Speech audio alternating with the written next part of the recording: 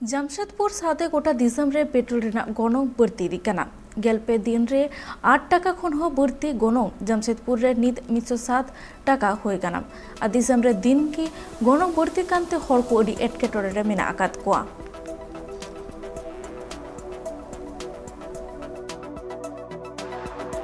यह समझ में नहीं आ रहा है 13 दिन में 11 बार तेल का दाम बढ़ गया। डेली हम तेल डलाते हैं और डेली मेरा तेल खत्म हो जाता है। मतलब दाम बढ़ रहा है तो मेरे को तेल एकदम कम मिल रहा है।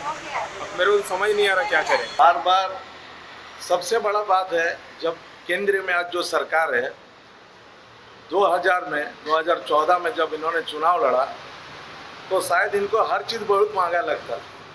पेट्रोल महंगा था, गैस महंगा था, खाने का सामान महंगा था।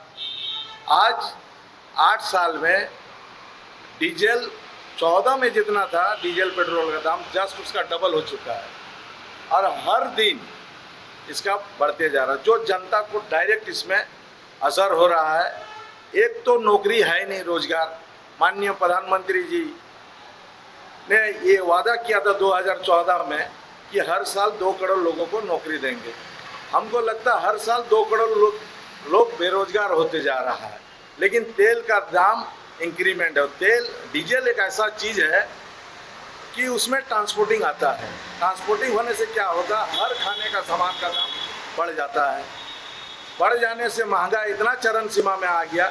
आज गैस का दाम लीजिए, घर का किचन से लेके बाज़ार में कहीं भी जाइए कोई चीज़ सस्ता नहीं। इसीलिए मैं जनता से कहना चाहता हूँ कि हमको धर्म के नाम पर ठगाया जाता है और हमारा जो आमदनी है, जो कमाते हैं, जो बाल बच्चा भविष्य के लिए जो रखने का प्रयास कर रहे थे, आज वो भी खत्म हो चुका हमारा पास।